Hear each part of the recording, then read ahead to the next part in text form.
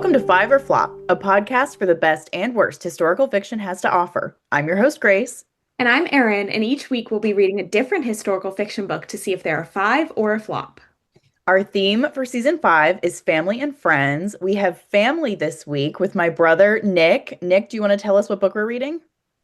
Hello there. This week we'll be reading Silence by Shusaku Endo. I don't know, should I go into the blurb or is that on you guys? That's going to be on Grace, but if you want to tell us Okay. why you picked it, that would be excellent. Yes, because this is a very Okay. intriguing read, I feel like, compared to a lot of the rest of our list. Mhm. Me personally, when it comes to thinking about Japan and its interaction with, our side of society with the West, I usually think contemporary, like World War II and on, considering, I guess, how much the country has changed. And I just thought it would be interesting to have a look at maybe not the beginning of that contact, but kind of the country interacting with our hemisphere of the world going through their growing pains and just seeing, I don't know, maybe what went on in the process of us familiarizing ourselves with each other. And yeah, I guess that's really it. I expect no less an intellectual answer from a member of the Handicus family. Yes, Thank you for yes. representing. But of course, No, that's a great reason. And you're completely right. Like, I had never really explored this era of like Japanese interaction with the West. I was very interested to read it and have a lot of thoughts following reading it. well, I look forward to them.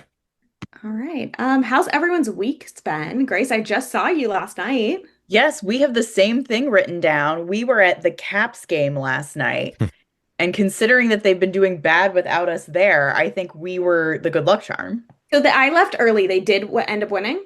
Yes, they did end up winning. It was 2-1. So Okay, it so was I Oh, saw all of the that's action, close. so I missed nothing. yeah. Our goalie, like the whole game, that man deserves a hug. He deserves a kiss on the forehead. He They Yeah, deserves were a high beating him up. five. good old Boy, that man Charlie. is good. Yeah, he was very good. And they were like ramming into him a couple times too.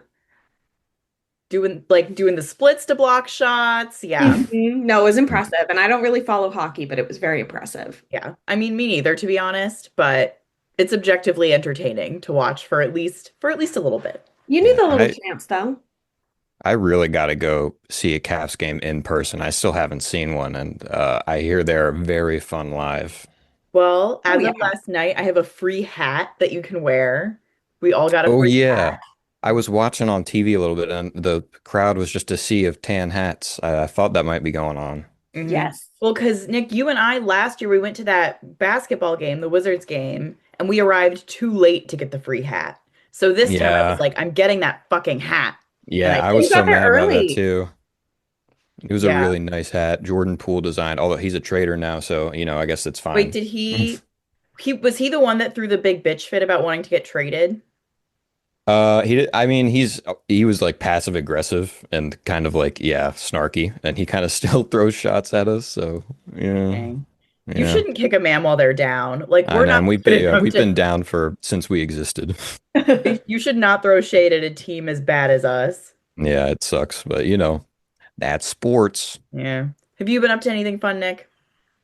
I've been trying to think of not in like the past week or so, but I have been getting into some fun. I've been playing some good games. Does that count? I've been Sure. playing Absolutely. Arc Raiders came out. That's really fun. Ninja Gaiden 4 for any gamers, folks at home who might know those, but Ashley might know them. I was gonna say probably just okay. Ashley. Yeah, I know Ashley gets into that a little bit, but yeah, other than that, I've been watching Deadwood TV show. That's a thing that you guys watch. You watch TV shows, right? Yes, I don't know what that show is. Oh, okay. It's a Western from like I think the early 2000s. It's got Timothy Oh. Oliphant in it. It's really good. Oh, yeah. I know what that Yeah. is. I thought it was like a new thing that I didn't know No, about. no, no, no. It's pretty old, but yeah, it's real good. Okay. Nice. Cool. And to go along with that, have you been reading anything good? Uh, well, I just reread Silence leading up to this, so nothing like that I've gotten super heavy into, but I'm just about to crack open Diaspora by Greg Egan. Um, he's a science fiction writer, and he does like really hard speculative sci-fi. I've read a lot of his short stories, but he's like an actual scientist. So Ooh, Sometimes it's a little scary, and I might bounce off of it because there's a lot of actual science involved that I don't get. But it's like he too always has much. really, yeah, he always has really cool ideas, so it's worth a shot, I think. Okay, nice. Aaron, for your reference, Nick Yeah. and our genres overlap like not at all. Hmm. Just based on that description alone, I'm like, oh, you are not reading this. Yeah, Yeah. yeah. We're Silence is we're not my opposite end usual of the coin. wheelhouse. Yeah, yeah, Actually, our Venn diagram overlaps in the middle a little bit, probably for classics. Because we're yeah, both in yeah, yeah, Interesting. humanities. Nick was an English major, you know, That yeah. tracks. I both wouldn't get say it. I'm as well versed as you, but I do like a really good classic. Yeah. Yeah. It's okay with my sister. I don't think there's almost actually the book I just read, it probably is the center of the Venn diagram. And that is Hmm. Bottom of the Pyramid, which is Nia's memoir from Dance Moms. I listened to it as the audiobook and she narrated it. It was really great. It was so sad just to revisit the childhood trauma placed on all of these girls. But Yeah. I thought it was a really well done memoir, and I think it seems like an important step for her in her healing journey. So very happy for her, and I would recommend it. I have it on hold. I will not talk about it too much when I read it in the future on the pod, but I will definitely be reading it. Perfect. Well, what do you just actually I saw on Storygraph you like just finished. Yes, today. So I just finished reading, actually, Nick, a book that mom got me for Christmas last year, Oh. which is called Becoming Belle DaCosta Green. Aaron, you and I, when we were in New York, we went to the Morgan and they had the exhibit on Belle DaCosta Green, who was the personal librarian of the personal librarian fame. So Mm-hmm. this was a collection of her letters, which was interesting because when she died, she destroyed most of her personal papers. Hmm. So all of the letters that we have remaining from her is mostly her side of the correspondence that she sent to her like Italian lover, that guy who was married. Yes. So he didn't destroy any of his stuff. Okay. So, yeah, so most of that comes from hers, but she's a very interesting lady. For folks who didn't listen to us talk about the personal librarian, she worked for JP Morgan. She was passing as white. She was black. She was from DC, so represent. Hmm. Just a Hey, very, very interesting lady. So it was quick. It wasn't super long, about 100 pages. Yeah. Just like analysis, but very interesting. I was just gonna say, Grace, you've read one and a half epistolary books recently because There we go. this Silence is like a hybrid epistolary novel. It's weird, but Well, fun fact, we also just read a different epistolary book that we recorded an episode for on Sunday. So she's read two in it. wow, We're on a okay. big epistolary kick. I don't know what it is about the fall, about the winter, No, but I've been enjoying it. I was gonna say that my work has a book club that I've never attended before, but they blast all the Slack channels about it nonstop. And actually, Marie Benedict, who was one of the authors, because Personal Librarian had two authors, correct? mhm. One of the authors is going to be in the book club. She's going to be coming to speak about another one of her books next month. I do not remember what it is. It is not The Personal Librarian, though everyone is very excited because they did read that one before. Marie So Benedict I'll have churns to, them out, I think. oh She's yeah, got a lot of stuff. she's got a lot. So I will have to report back with how the reviews on that are. Okay, please do. All right. Should we get into the synopsis for Silence? I think so. I'm ready. 17th century Japan. Two Portuguese Jesuit priests travel to a country hostile to their religion, where feudal lords force the faithful to publicly renounce their beliefs. Eventually captured and forced to watch their Japanese Christian brothers lay down their lives for their faith, the priests bear witness to unimaginable cruelties that test their own beliefs. Shusaku Endo is one of the most celebrated and well-known Japanese fiction writers of the 20th century, and Silence is widely considered to be his great masterpiece. All right, short to the point, quite Not like bad. this book is also very short. So, Yes, Yes. very Japanese in its writing, very succinct. Mhm. absolutely. And when I copied over the synopsis, oftentimes when I do that, if it has at the end kind of a blurb like that, that's not really about the plot of the book, where it's just like, such and such writer is an indomitable force in the, blah, blah, blah. I normally cut that out. But I saw in the research that I did so much coming up specifically saying that Silence is Shusaku Endo's masterpiece that I kept it in because people I think people unanimously think that. Yeah. So I Mm, thought it was worth noting. mm. All right. Well, why don't you tell us about the author then? Sure. And I will give a little disclaimer here. I had some not sure, I thought about this for a little bit. Mhm. So we know him in the West as Shusaku Endo. That is first name, last name. But in Japan, they do the last name first. So he would be in Japan, Endo Shusaku. I am going to just refer to him as Shusaku Endo because that's how he has been known in America for a very long time, but keep in mind that is the westernization of his name essentially. Mhm. But he was born in 1923 in Tokyo, and he was baptized Catholic at the age of 11, kind of as it was his mother and aunt's idea, where they were driving it. And I bring that up because he is really known for being a Catholic Japanese author. Like those two things about him are pretty inseparable from each Mhm. other. And the central theme of a lot of his work is the Christian perspective on the relationship between the East and the West. So basically, what Nick was saying about one of the reasons he wanted us to read this book in the first place. Mhm. It's hard to tell for me exactly just how much he's written. It seems like he's written a good amount, but a lot of his work has not been translated to English. So it wasn't easy, even just on like a source like Wikipedia, for me to tell what exactly is a novel and what exactly is a novella or a short story. But Mhm. he has a Mhm. decent background. Uh, he is known in Japan as a member of what they call the third generation. They call that the third generation, meaning the third generation of post-war writers. So Mhm. after World War II. And he seems to be one of the most well-known authors of that generation. I think a lot of that group are not well known outside of Japan. So That's Shusaku fair. Endo seems like one Mm. of the ones who's been translated the most. Mhm. Silence was published in 1966. The Japanese title is Chinmoku. I just thought that was worth noting. Like I said, it is definitely regarded as his best work, and it has been adapted into film 3 times, which is Oh, wow. surprising to me. Yeah, I didn't even know the other two. Yeah, so I knew, and Nick, I presume you also knew about the Martin Scorsese Mhm. movie in Yes. 2016, starring Andrew Garfield, which I'm very excited to watch. Mhm. But then by a Japanese director named Shinoda Masahiro in 1971, and by, oh God, I meant to Google how to pronounce this, by a Portuguese director in 1996. We need Santiago here for the I pronunciation. know, God. Nick, do you don't know how to pronounce anything? Oh, brother, I can try. I hope it's not offensive how bad it Yao is. Mario Grillo. There are many Yeah, times that sounds you right. pronounce things Yeah. so poorly. Sorry to the Portuguese. Given what you do in this book, you had it coming. Um, but Shusaku Endo was inducted into the Order of Saint Sylvester in 1971 by Pope Paul VI. This is for lay people who are spreading the good name of Catholicism. And Shusaku Endo passed away in 1996.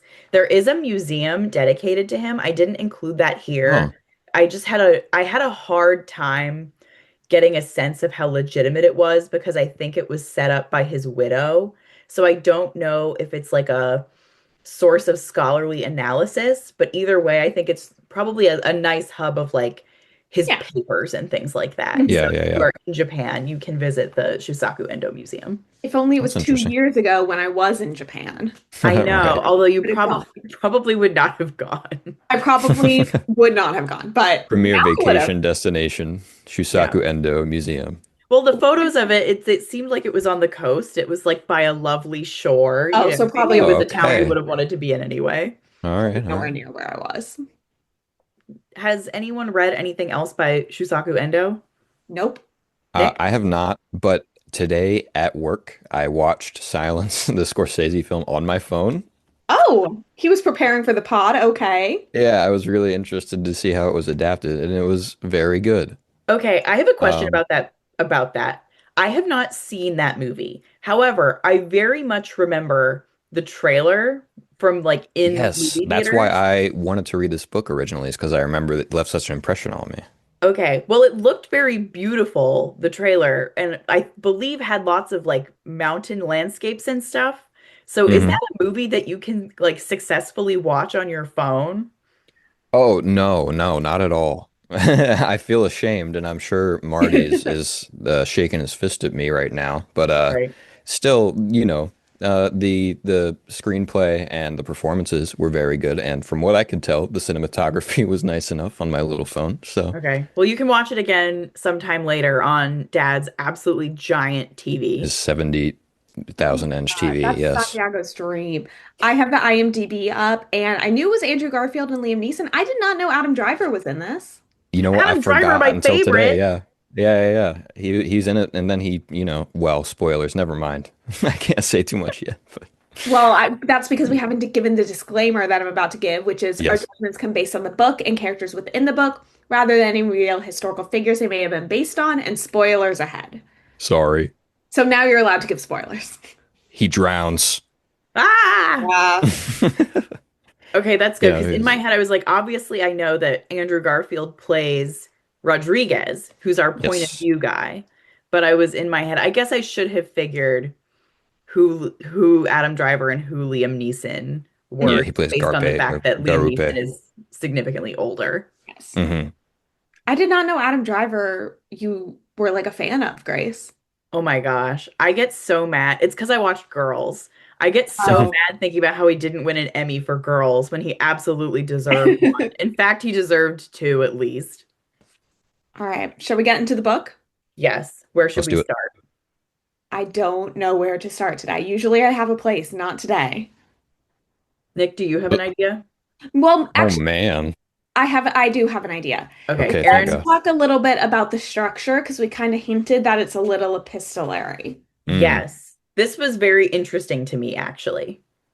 Yeah, so it was kind of about half and half, I would say. I forget exactly where in the book it switches off, but it starts with Rodriguez, one of the priests who's there, writing letters back. He's like, I'm going to go find this priest who is rumored to have apostatized, like given up the church, and I'm going to go figure out what happened. Yes. Cristobal Ferreira. And so he's writing some letters. I assume, I forget exactly to who he's writing letters. I assume it's to his congregation back in Just, Portugal. yeah, back to Portugal. It And doesn't really matter then more than that. I think it's an interesting way of framing it as an epistolary because obviously you hit a point where he is like captured and then he's unable to be sending these letters. So then it transitions into just regular narration, third person Yes. narration. I liked that. I had not really read a book that switched off in that manner. It's either like entirely letters or letters like interspersed throughout. And Yeah, that I agree. it was unique. Uh, yeah, and it's pretty seamless too, like when the transition happens, Mhm. except for one not passage, but one section of the book which seems almost intentional.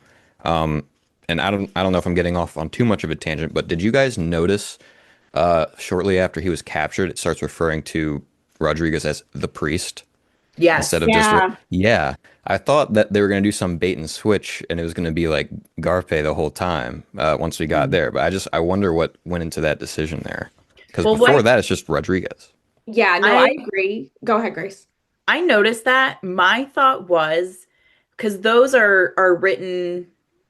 I'm trying to remember. Please correct me if I'm wrong, but I thought that they were written from the Japanese perspective, like the anti-Christian Oh, Japanese perspective. And I Oh. almost thought that it was like a purposeful, like dehumanizing thing to call him the priest. right. But maybe it was Yeah, I just never. omniscient. I think it was, to me, it read omniscient, but I like your reading and your interpretation of it. I think that is an interesting angle for it. I And agree. Yeah, it's regardless, interesting. and regardless, him being a priest is his thing that defines him. Even though, kind of surprisingly to me, I did not expect this, knowing what I knew about the book going in. So much of it is about his crisis of faith. It's like a Hmm. 200 and some page book, and most of it is taken up with that. And not only under the threat of torture from the Japanese about, you must renounce your faith, but regardless, he struggles with his faith, Mhm. which is very interesting given that he's a priest and he's come to Japan from Portugal where Christianity is illegal to try and Right. continued the mission. Yeah, and I think that's motivated by so an interesting thing about his perspective on his, his spirituality is I picked up on, and I'm sure you guys did too, a lot of vanity in his faith. Like he Hmm. constantly references the face of Christ being beautiful and aspiring to that and comparing his journey in Japan to Christ's journey. And, Kichichiro obviously is a Judas parallel, things like Hmm. that. So it almost feels like, I don't know, like pampered Western Portuguese man says, "I'm going to go on a mission and save the faith in this far off country." And he goes there. It doesn't quite go as planned, and all of a sudden, maybe this isn't all it's cracked up to be. I feel alone. I feel silence. And to me, that parallels a bit with the Wood Bible, which we did just read recently, of especially the character of Leah, who was like all in on following her father in Christianity, and then like seeing the reality of who her father is and what the situation is that's presented to her, she breaks away from that. So, And Hmm. you see in both of those books, that's such a good parallel, Aaron, the kind of ego inherent in being a missionary. mhm. Yeah, yeah, yeah. Especially at the beginning of the book, like the very first thing that I wrote down is Rodriguez does not like Japanese people. Yes, he kept like calling their faces weird and saying they were like a wretched people or whatever. Yeah. And so the Yeah, first person he meets is Kichijiro, who we should definitely talk more about in a second. But then he is like, he has some shifty stuff going on with his personality. So at the very least, it's like if you're saying mean things about him, you are being racist, but some of the time he's but he like, is yeah, kind of okay, like this guy a is But being. dick. yeah. Yeah.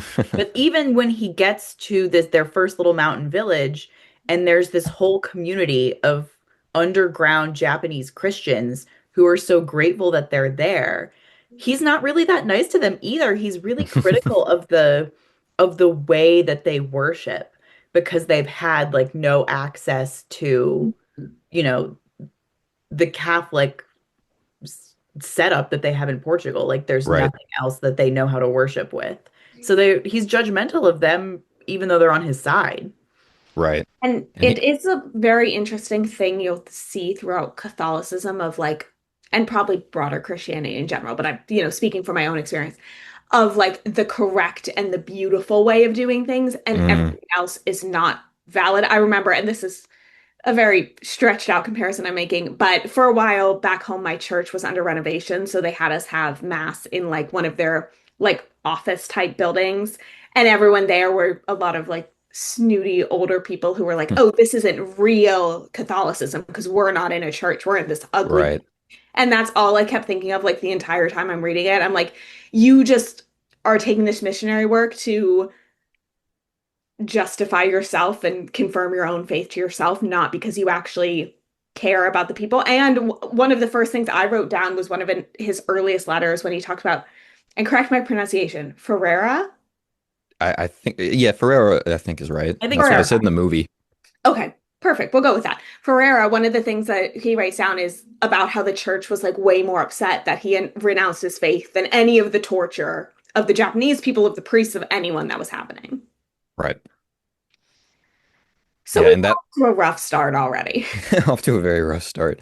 And your point about having to do things the right way, like prescriptive practicing of religion, that kind of ends up being the thesis of the whole work when, spoiler alert again, Rodriguez apostatizes at the end. He does so kind of at the direction of Jesus Christ. Like there's a very clear split between the church and between God. And Mhm. separating oneself from the process that the church dictates is the correct thing is not necessarily removing yourself from that spirituality. Because really, Christian teaching is supposed to be about caring for others and, well, things like that. So I think that's a very, very relevant point there that shows up in a lot of places. Oh yeah. Well, throughout the whole book, the thing that's kind of hung over the heads of Rodriguez and Garpe, the other priest, is the pit. They basically just hang you upside down over a burning pit of Oh, excrement and that. whatever, and they leave you Ugh. there until you die It's or until bad. you Well, apostatize. and specifically, they like cut certain areas behind your ears so your blood drains so you don't die immediately. So it's Right. long torture. Hmm. Oh, those part gave me the Yeah. shivers. And so you That, get to yeah. the end. We're past the epistolary section. We know that Rodriguez has been found out and taken by the Japanese. But the thing is, they don't put him in the pit. They are like, unless you apostatize, we will put all of these Japanese Christians in the pit. So Who when he already did does, renounce their faith. So yeah. Right. technically, like it by what they had been told, they were, going to be freed. Hmm. So he does it for their sake. And there were a couple of really gut punch lines in this book that I highlighted, but one was when he makes the decision to step on the image of Christ, which is what they have him do. Rodriguez thinks certainly Christ would have apostasied for them.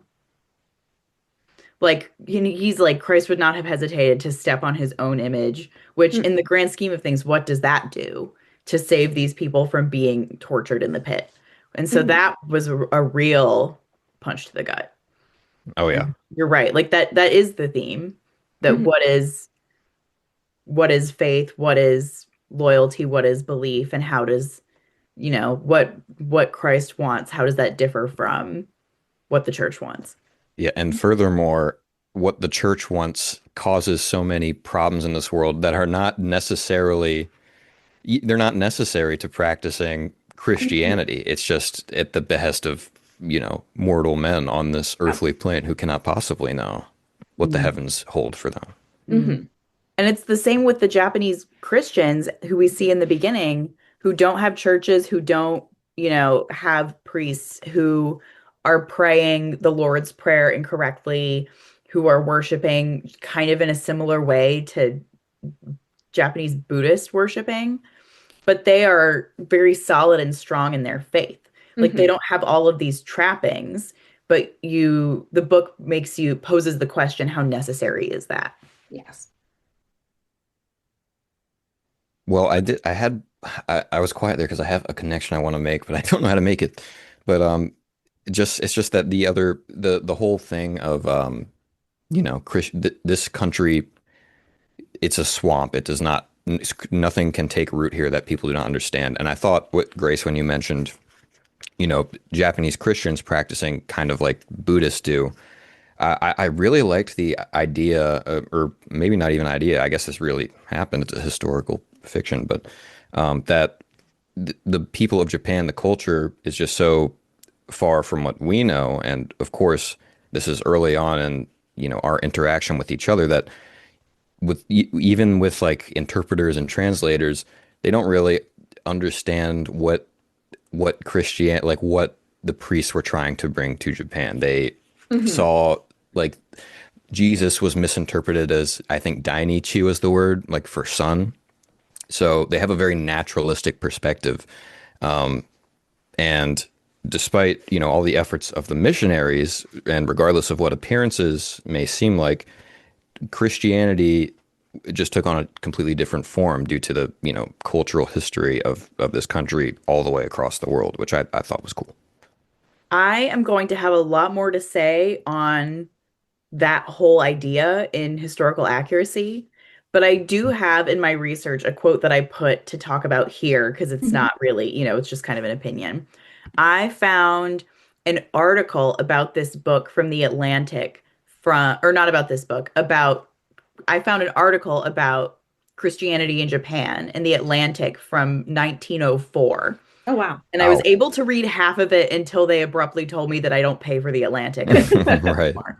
Um, but they had a quote that I have in the beginning, which is, not only did Japanese society appear closed and resistant to change, Christianity in the form of Catholicism appeared to him to be equally stubborn and insular.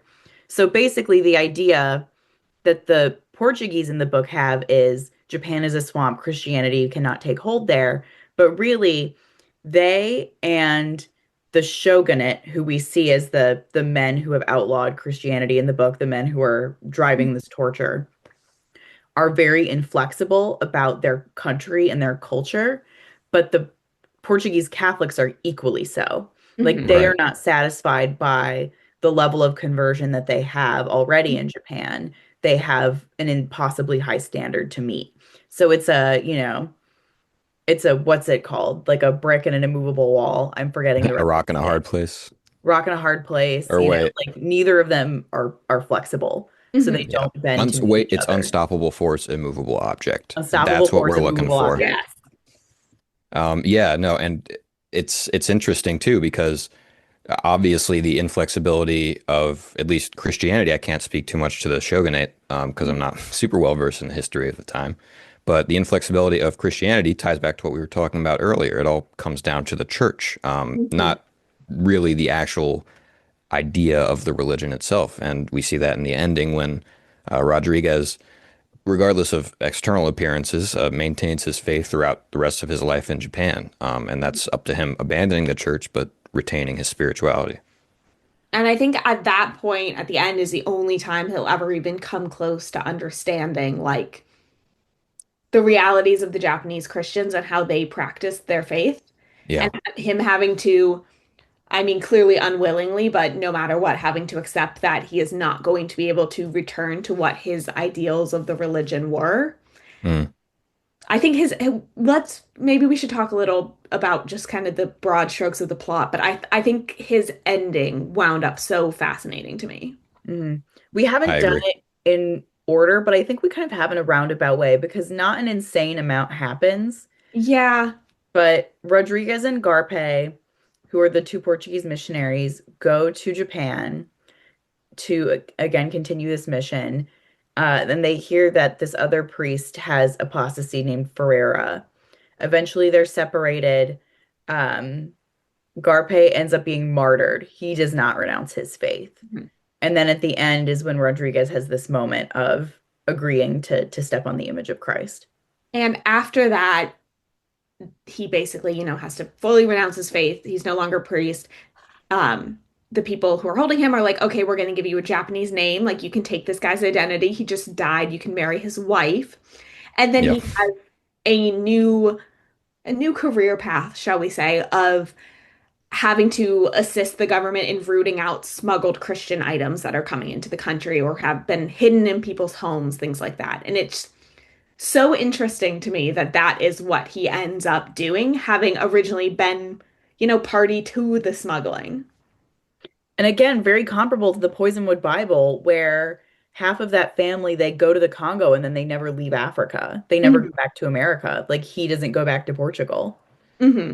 or even to wherever their first stop was that was like Oh, outside Macau. somewhere in Asia. Yeah.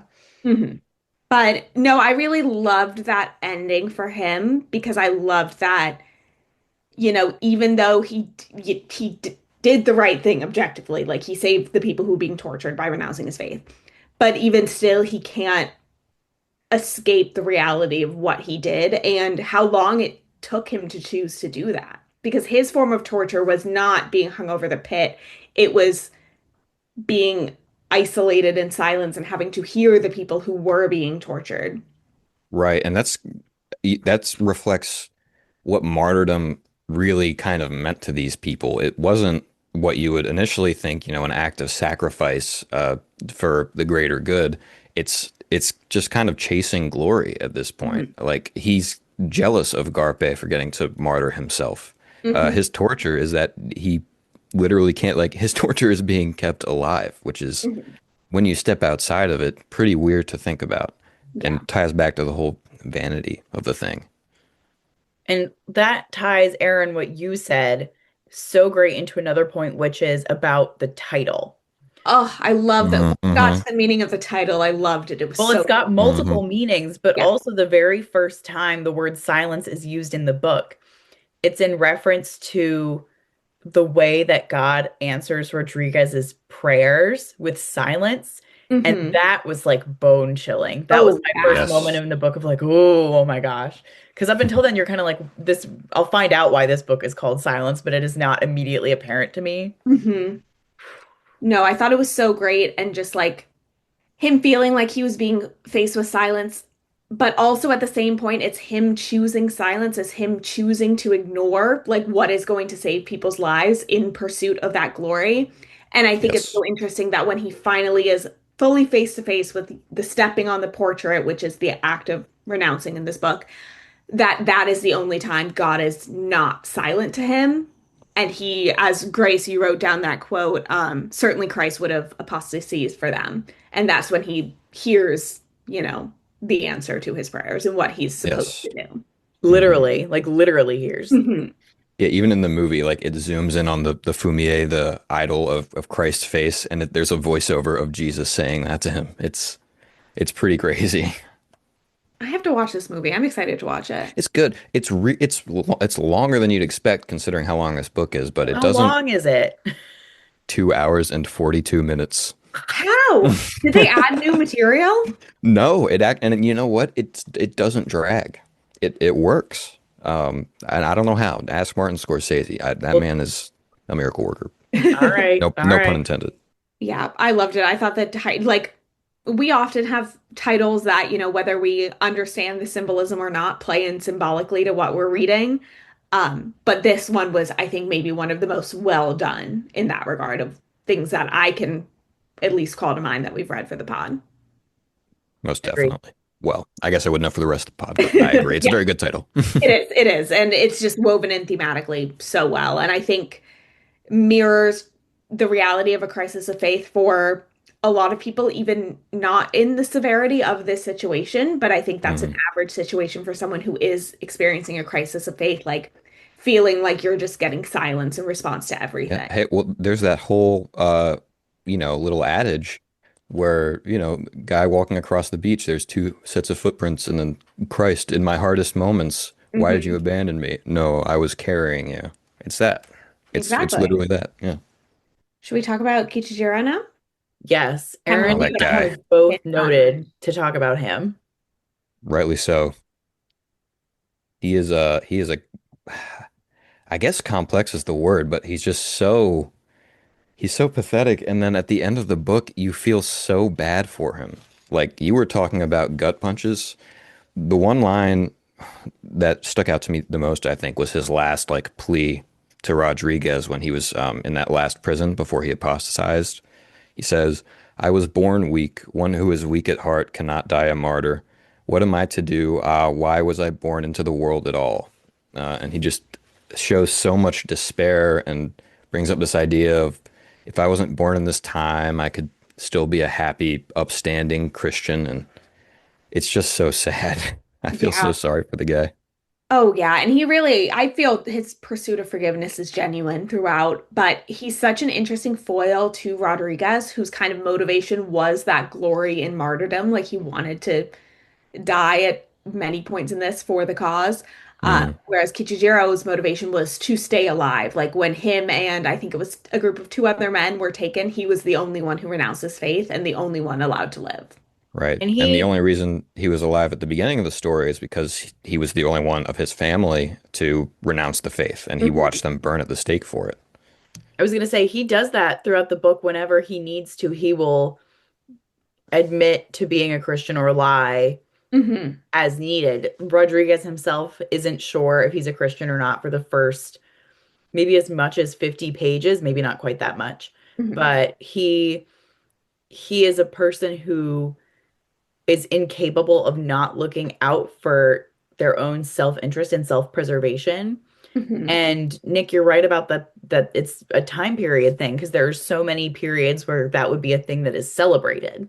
Like in America right now, that is a thing that is Yeah. celebrated. Hmm. Um, but he is just so tortured by his inability to not give up on his life, to do Hmm. what he Yeah. needs to do, even if it means renouncing his faith to stay alive. And it tortures him, like internally. Like, Hmm. or I guess you don't know, but you sense thematically at the end of the book that he is going to be fine. He's not going to be killed or tortured, Hmm. but you're not seeing a way for him to get past that weakness that drives him. Right.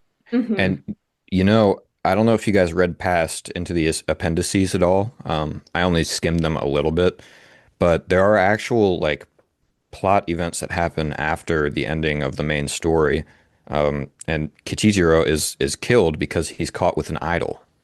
So he So he kind got of what he hold wanted. yeah, he holds on to that piece of himself that I guess he would aspire to be more like, and it gets him killed. So Hmm. yeah, it's interesting for So sure. it's interesting because him and Rodriguez were foils and then, crossed faiths there at the end Right. Yeah. Yeah, because it yeah, was yeah. Rodriguez's, job to root out these idols and everything. Hmm. Hmm.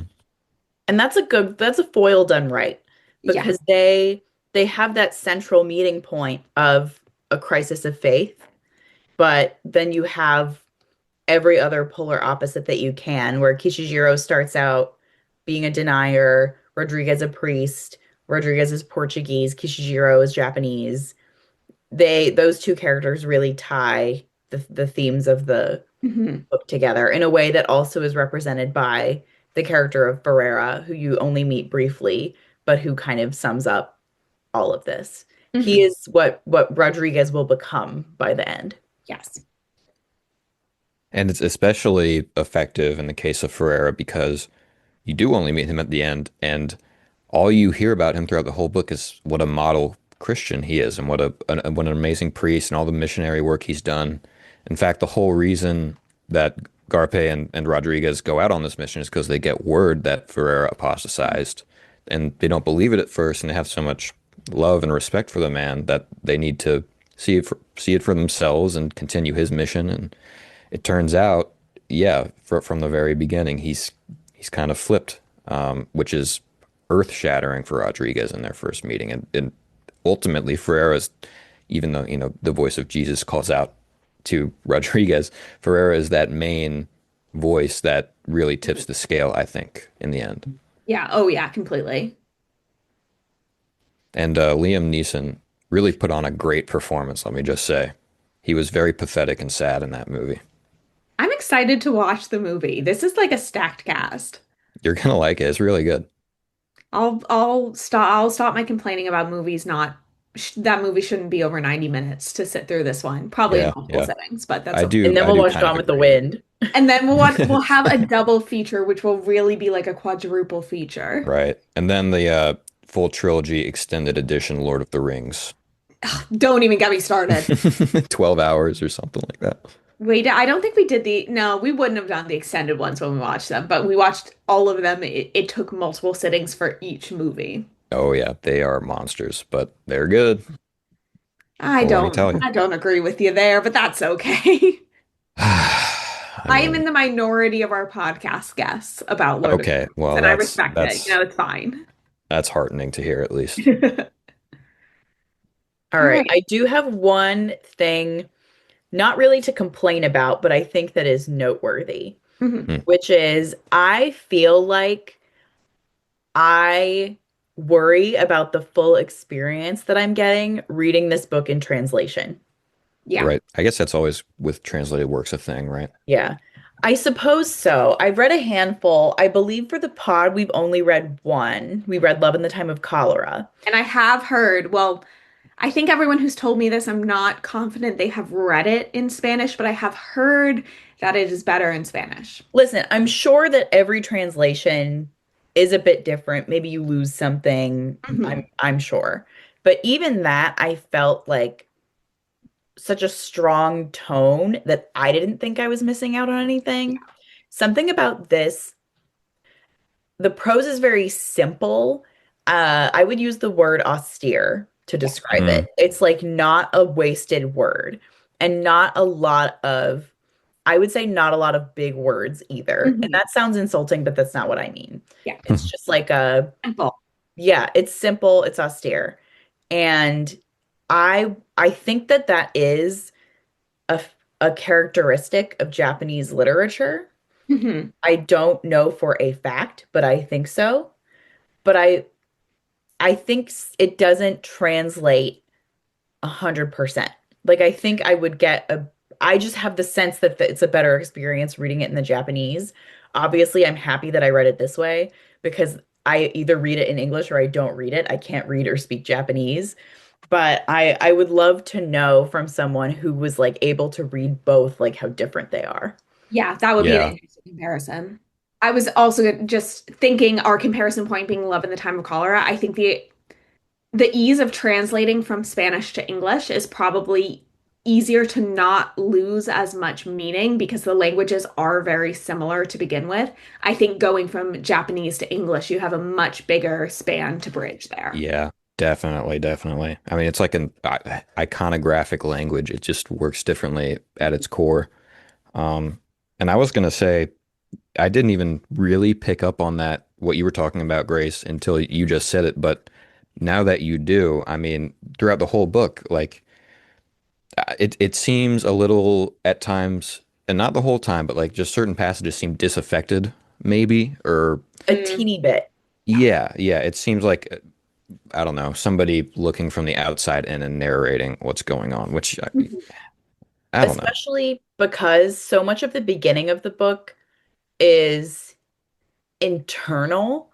Like there's a very long section where they're in hiding in a village and Mm, they're not doing too much, like action wise. It's very much like that part of the book is kind of philosophical in the head of Rodriguez. mhm. And that's kind of when I was like, I'm not quite accessing the full richness of the prose that I yeah, would hope to. Yeah. And I certainly like, especially talking about some of these like gut punch quotes, like it really ramped up as we kept going, but I was slower to get into it. Mhm. yeah. You miss a lot of interiority sometimes. Time for some historical accuracy. Yes, unless we have any closing thoughts. I guess I'll close my thoughts with it was short, but it did not read short. And Yeah. I enjoyed this book a lot, so that worked really well for me. Some books that does not work well, but I thought it Mm, did It would be yeah. hard, I think, to write a book with like this theme that you didn't have to like chew on a little, here. you know? So I Oh think yeah. it worked out experientially because Mhm. it is short and it doesn't read like the luminaries, but you have to sit with it a little. Yes. For sure. All right. So I actually did learn a little bit about Japanese Christianity doing this research. So that Okay. is exciting to me. So there's kind of two phases of Christianity in Japan. The one that we're reading about in silence, I saw one source call it the Christian century because it began in 1549 when Christianity, and I say Christianity, but of course I mean Catholicism, arrived in Japan with three missionaries. One of them was Saint Francis Xavier. Obviously, he was not a saint then, but he became a saint later. He was said to have converted 30,000 people in his lifetime, a lot of those across Asia. He was one of the founders of the Jesuits, and he was the leader of this very first mission bringing Christianity to Japan. And they started that in 1549, but it was banned, but Christianity was banned by the Tokugawa shogunate, as it is in the book, in 1614. This is not like an isolated policy just targeting Christians. There is a broader policy at the time of closing in Japan. Like broadly, they did not want any foreigners or foreign influence in Japan, and that Mm, included Mhm. Christianity. But it was also motivated because there was Christianity was beginning to be fairly popular in Japan, nowhere near majority, not huge numbers, but these missionaries and then the fellow missionaries who came later were having some success at converting Japanese people, and the Mhm. shogunate did not like that, did not want it. So Francis Xavier went to ask for permission to codify, to legalize his activities. They wouldn't even see him. It wasn't a denial. They wouldn't see him. All of the missionaries were ordered to be expelled from the country. And then the kind of firm end to this, because there was pushback, Mhm. was the Shimabara Rebellion. Shimabara is a town, and the Christians there rose up violently against the shogunate to protest this shutdown, this illegalization of Christianity, and they lost, and so that closed Japan up to Christianity again until 1854. So I'm not going to talk about what happened after that, just because I think that is kind of within, like, outside of the scope of the book. But Mhm. we do see the hidden Christians. They are called in Japanese the Kokore Karishitan. And they are the Christians that go underground, basically, and are worshiping without any idols, without any implements, in their homes with no priests. Um, and they do this for that entire period of time from the early 1600s to 1854, in some cases, Wow. passing it down the family line. And I did see in my research a lot of times when when Christian missionaries were allowed back into Japan, the form of Christianity that these hidden Christians were practicing was very similar to Buddhism in a lot of ways because it had evolved without any outside influence over the course of more than 200 years. Right. So that is what I found. All right. Well, thank you for Very that. interesting. Yes, thank you. hmm Yeah, this is an interesting time period, Nick. Like you were correct about Oh, your yeah. point of this is like early. We don't hear about it that much. Like I didn't know about any of this, so now I am happy to have learned it. Hey, Yeah. same here. I had almost no clue what was going on. I think it is time that we move over to our star calculator. Yes, it is. No, but for this star calculator, we base on the categories of historical accuracy, originality, characters, prose, and vibes, and we rate everything out of five. Grace will get mad at you if you do half stars, however, that is allowed. And then we put it in our calculator and it does the average for us. Oh man. Okay, that's a lot So of variables to think I Do you about. will, have the I access to will, the document? I forgot to give it to Yeah, you. yeah. I'm in a. Oh, Oh okay. wait, the calculator. Let me. Yeah. Yeah, no, no, I do not. okay, I will put in your stuff for you and remind you of the categories as Okay. you go, but we'll give you a chance to think on it for a second. So, Grace, do you want to go first? Yes, I'll go first. Historical accuracy. You know what? I not to be like crazy liberal because I've been giving them out lately, but I'll go five. I feel like this is multiple weeks in a row. Yeah, I know. I just don't have a reason to give it a four like I normally do. Like I give out my fours a lot, but I always have a reason. This has been like our So most historically accurate season, I think. maybe because our recommenders were afraid to get smacked down by us if we told them some Right. bullshit. Originality, I'll also go five. Characters, I'm going to go four because I think that there were a couple that were not very fleshed out, but I liked what was done with most of them.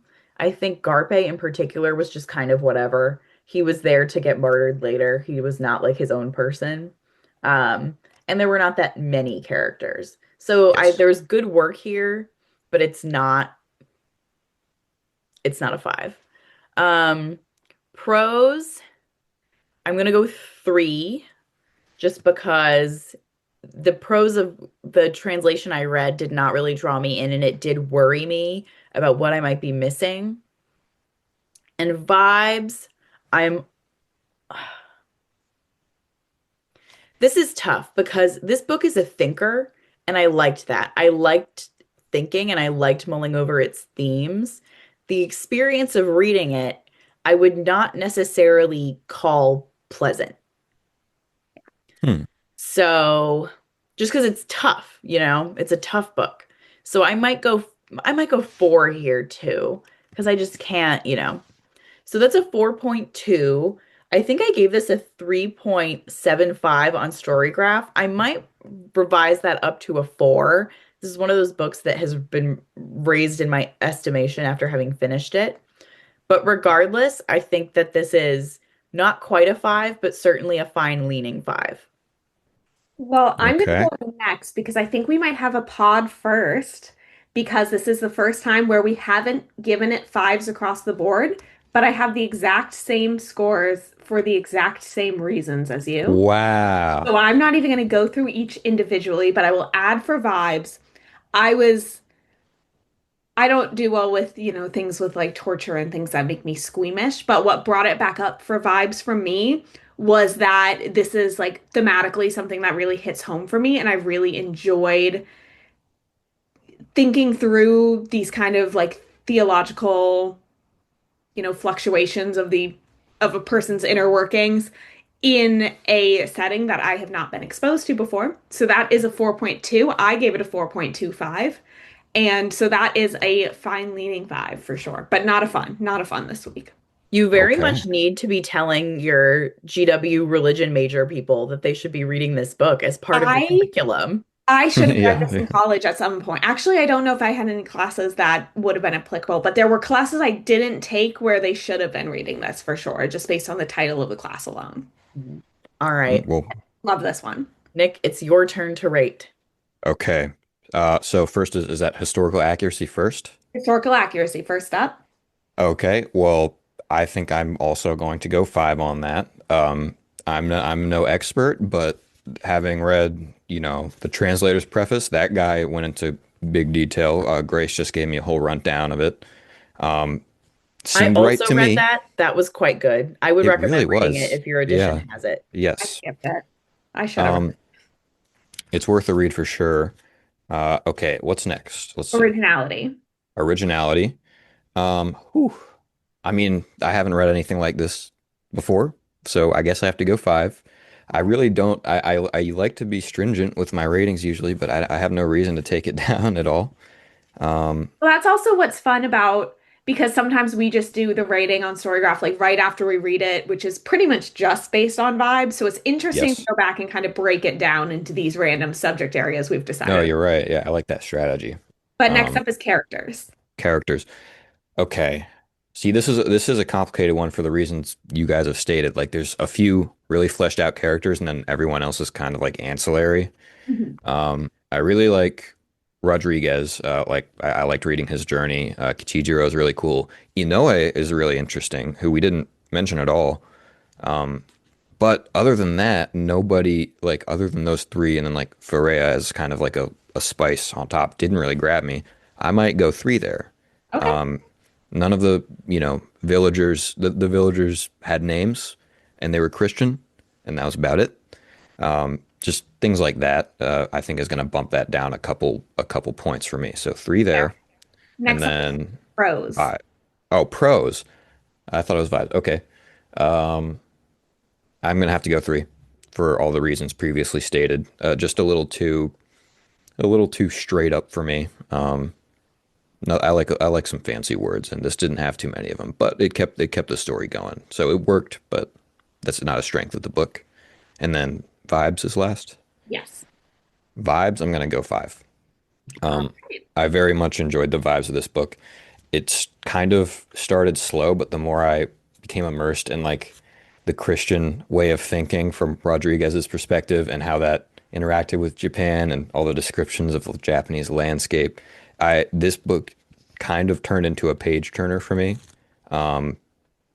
So yeah, I'm gonna have to go five on vibes, I think, which All is right.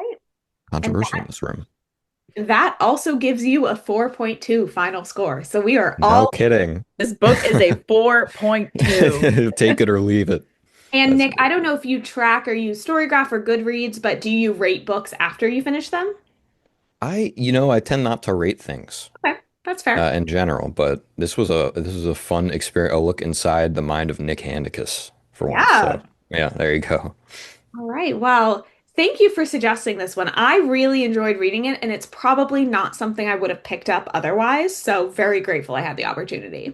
Well, yeah, thank you guys for giving me an opportunity to come on. I'm glad you guys liked it because I honestly wasn't sure if you would, but I wasn't sure if I was going to either right off the bat, but I once I got into it, I was into it.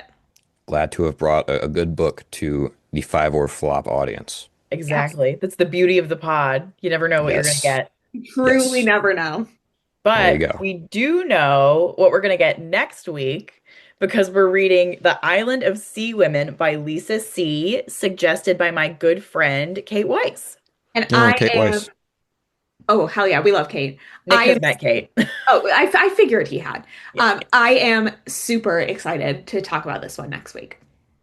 And in the meantime, please follow us on social media. Instagram, Twitter, and TikTok are all fiverflop_pod.